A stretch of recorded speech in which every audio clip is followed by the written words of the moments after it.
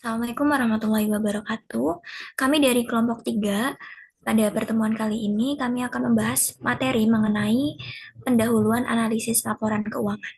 Namun sebelum itu, izinkan kami untuk memperkenalkan diri kami masing-masing. Saya Dian Rinanti Nurapsari dengan NIM 082. Saya Demovi Satria Putra dengan NIM 084. Saya Loreta Putri dengan NIM 076. Saya Fauzia NIM 058. Saya Fadia Rizky dengan NIM 077. Baik, adapun materi yang akan kami bahas pada pertemuan kali ini, yang pertama mengenai pendahuluan, kemudian dilanjutkan analisis keuangan, dan yang ketiga analisis akuntansi, yang keempat analisis bisnis dan strategi, dan materi yang terakhir analisis prospektif. Selanjutnya, materi yang pertama akan dijelaskan oleh rekan saya. Oke, baik, masuk ke materi pendahuluan.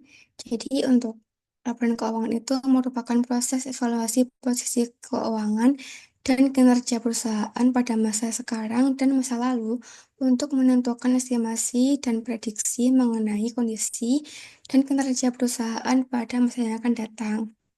Jadi, nantinya itu akan membandingkan data keuangan dari 2 periode atau lebih, sehingga dapat memperoleh data atau kebutuhan yang dapat mendukung keputusan yang akan diambil oleh pihak-pihak yang berkepentingan. Jadi, tujuannya itu untuk membantu decision making oleh berbagai pihak seperti manajemen, investor, ataupun juga kreditor. Next. Nah, di sini ada bagan atau gambar mengenai komponen proses of business analysis. Jadi di sini ada yang pertama adalah business environment and strategy analysis, yang mana itu meliputi industri dan juga strategi. Nah, lalu ada panah yang ke arah kanan yaitu accounting analysis, yang mana memastikan untuk menyesuaikan antara misalnya SAK maupun juga untuk menyesuaikan dengan laporan keuangan. Lalu untuk yang berikutnya ada uh, keuangan itu meliputi profitability analysis, lalu analysis of cash flow dan juga risk analysis.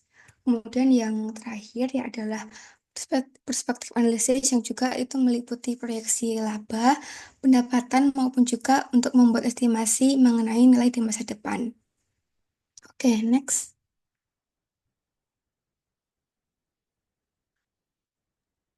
Oke, selanjutnya saya akan menjelaskan mengenai analisis keuangan. Nah, analisis keuangan ini adalah proses evaluasi terhadap laporan keuangan perusahaan untuk menilai kinerja dan posisi keuangan dari suatu dan prospek dari suatu perusahaan. Dan untuk proses ini tuh mencakup yang pertama itu ada mencari profitabilitas, likuiditas, solvabilitas, dan arus kas perusahaan.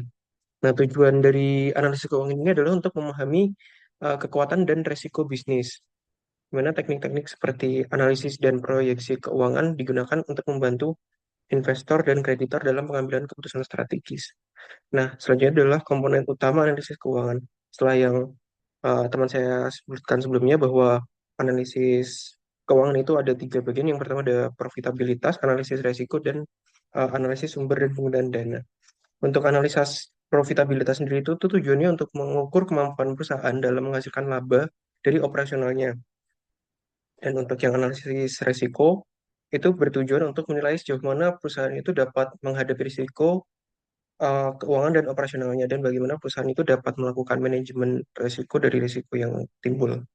Yang ketiga itu analisis sumber dan penggunaan dana, yang dimana tujuannya itu untuk menelaah dari mana perusahaan uh, dari mana dana dari perusahaan itu berasal dan bagaimana dana tersebut itu digunakan, termasuk seperti efisiensi penggunaannya, uh, seperti efisiensi penggunaannya, terus bagaimana perusahaan memanage uang tersebut untuk pemasukan dan pengeluarannya. Selanjutnya adalah teknik analisis keuangan. Yang pertama itu adalah analisis laporan keuangan komparatif. Yang mana teknik ini itu membandingkan laporan keuangan perusahaan dari beberapa periode, misalnya dari tahun 2022 ke tahun 2025. Nah, analisis keuangan, laporan keuangan kooperatif ini memiliki tujuan untuk mengidentifikasi tren keuangan dari waktu ke waktu, seperti pertumbuhan pendapatan, kenaikan atau penurunan beban, dan perubahan laba. Nah, manfaat dari analisis ini itu untuk memberikan gambaran tentang perubahan kondisi keuangan perusahaan secara historis dan dapat dibandingkan dari tahun ke waktu. Selanjutnya adalah analisis rasio keuangan. Analisis ini adalah berisi teknik untuk menghitung rasio-rasio tertentu dari laporan keuangan. Seperti contohnya itu ada rasio likuiditas, misalnya menggunakan current ratio, rasio profitabilitas, misalnya pakai net profit margin atau NPM, efisiensi operasional, misalnya pakai rasio perputaran aset, dan rasio solvabilitas dan evaluasi. Nah, tujuan dari analisis pada rasio ini untuk menilai kinerja dan posisi keuangan perusahaan secara lebih spesifik dan terukur. Yang ketiga itu analisis common size. Laporan keuangan yang diubah menjadi presentasi dari total pendapatan dari analisis common size itu. Misalnya untuk uh, contohnya itu untuk laporan laba rugi itu melihat presentasi dari total pendapatannya atau total aset untuk mencari analisis common sense dari neraca. Nah, tujuan dari analisis ini mempermudah perbandingan antara perusahaan atau antar periode, terutama jika perusahaan itu berbeda ukuran. Manfaatnya untuk menyediakan standarisasi data keuangan sehingga bisa melihat struktur dan proporsi dari pos-pos keuangan yang ada. Selanjutnya adalah analisis arus kas. Analisis arus kas ini menilai bagaimana perusahaan itu menghasilkan dan menggunakan kas dari ketiga aktivitasnya yang ada aktivitas operasional, aktivitas investasi, dan pendanaan. Nah, tujuan dari analisis arus kas ini untuk mengetahui kemampuan perusahaan dalam menjaga likuiditas dan kemampuannya untuk membiayai aktivitasnya sendiri.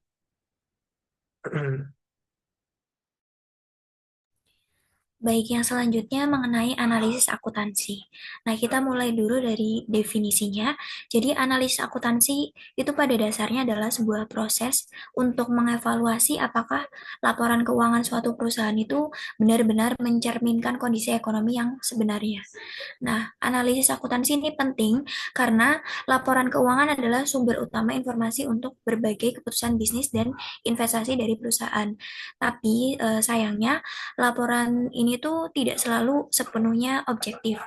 Bisa saja dipengaruhi oleh estimasi manajemen, kemudian juga kebijakan akuntansi yang digunakan, atau bahkan pilihan manajerial yang disengaja. Kemudian untuk tujuan analisis akuntansi sendiri itu yang pertama, menilai kualitas laba dan informasi keuangan. Yang kedua, mengurangi ketidakpastian karena adanya distorsi akuntansi. Kemudian, menyesuaikan laporan agar lebih mencerminkan realitas ekonomi. Dan yang terakhir, meningkatkan keterbandingan baik antar perusahaan maupun antar periode waktu. Baik, selanjutnya.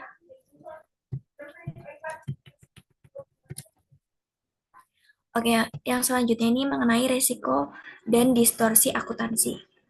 Jadi, distorsi akuntansi itu adalah penyimpangan antara isi laporan keuangan dengan kenyataan keuangan yang sebenarnya. Nah, distorsi ini bisa muncul karena tiga sumber utama. Yang pertama, ada kesalahan estimasi. Ini contohnya seperti penentuan umur aset atau perhitungan cadangan kerugian piutang. Kemudian yang kedua ada manajemen laba. Ini ketika manajemen sengaja menggunakan celah-celah dalam standar akuntansi untuk memoles laporan agar terlihat lebih baik gitu. Kemudian yang terakhir kelemahan standar akuntansi itu sendiri. Karena tidak semua transaksi atau kondisi bisa tercermin sempurna lewat standar yang sudah ada. Kemudian dampaknya apa sih? Yang pertama itu meningkatkan risiko akuntansi, yaitu ketidakpastian dalam analisisnya akibat kualitas laporan yang meragukan. Kemudian yang kedua, menyulitkan perbandingan antar perusahaan atau antar waktu. Kemudian yang terakhir, bisa menyesatkan investor, kreditor, atau analis dalam pengambilan keputusan. Jadi intinya analisis akuntansi ini bukan sekadar ngecek laporan keuangannya saja, tapi kita juga memproses secara kritis juga dalam pengambilan keputusan bisnis yang tidak salah arah karena datanya juga terkadang bias gitu. Baik, selanjutnya. Selanjutnya adalah analisis bisnis. Analisis bisnis merupakan proses untuk mengevaluasi prospek dan risiko ekonomi suatu perusahaan untuk mendukung pengambilan keputusan. Nah, pengambilan keputusannya itu terkait investasi, pemberian pinjaman, penilaian perusahaan, dan juga restrukturisasi bisnis. Nah, tujuan utama dari analisis bisnis itu untuk menyediakan dasar sistematis dalam menilai posisi dan juga kinerja keuangan, serta mengurangi ketergantungan pada intuisi semata. Next. Oke, jenis-jenis analisis bisnis itu ada 3. Yang pertama adalah analisis kredit. Untuk analisis kredit ini berfokus pada kemampuan membayar kewajiban, kemudian menilai likuiditas atau kemampuan jangka pendek dan juga solvabilitasnya atau kemampuan jangka panjangnya. Terus kemudian relevan bagi kreditur jangka pendek dan juga pemegang obligasi.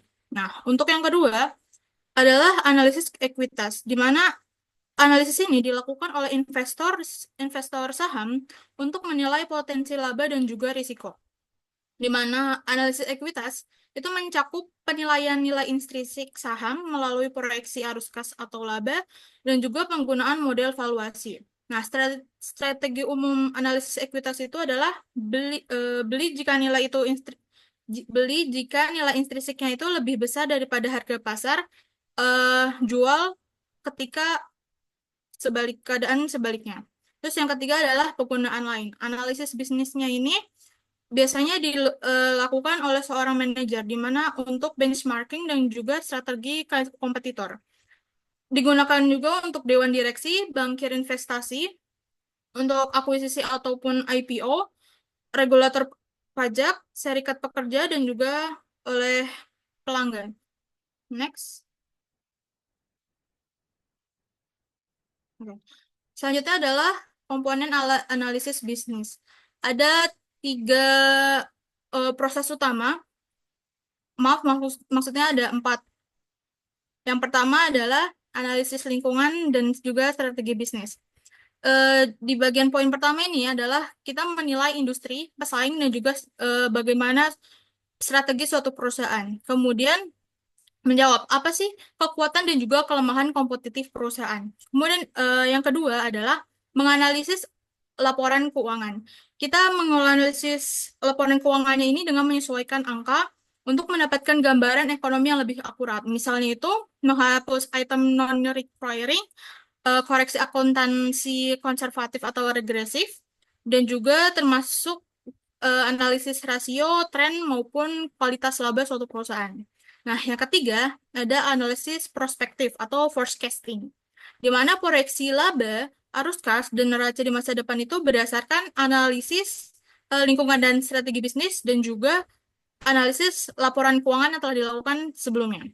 Nah, yang terakhir adalah valuasi. Valuasi ini menentukan nilai perusahaan yang menggunakan model seperti discounted cash flow, residual income, dan juga price tag to earnings, maupun price tag to book. Next. Nah, selanjutnya adalah analisis lingkungan bisnis dan juga strategi. Analisis ini memiliki tujuan untuk mengetahui apa yang dikerjakan perusahaan dan juga bagaimana mereka mencoba menang melalui strategi bisnis itu. Nah, karena kita perlu memahami kinerja keuangan, maka penting untuk menilai yang pertama adalah industri tempat perusahaan itu beroperasi. Yang kedua adalah tren ekonomi makro dan kondisi pasarnya. Yang ketiga, kekuatan dan kelemahan kompetitif. Dan juga yang terakhir adalah strategi manajerial seperti diferensiasi produk maupun efisiensi biaya. Selanjutnya akan dijelaskan oleh rekan saya.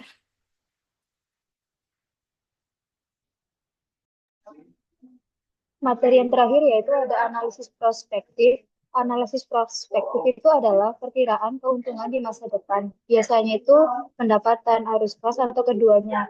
Nah, keluaran dari analisis tersebut itu adalah serangkaian imbalan yang diharapkan di masa depan yang digunakan untuk memperkirakan nilai perusahaan.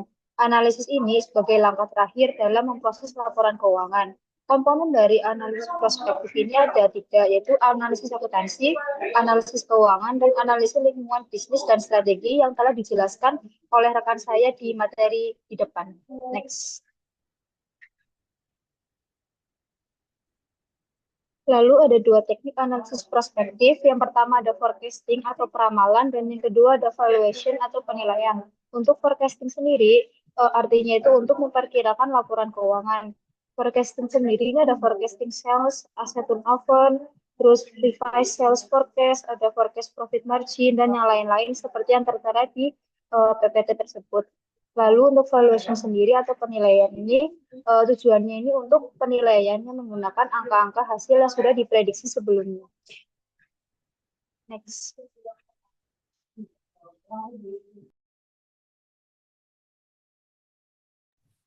Baik, sekian presentasi dari kelompok kami. Kurang lebihnya mohon maaf. Wassalamualaikum warahmatullahi wabarakatuh.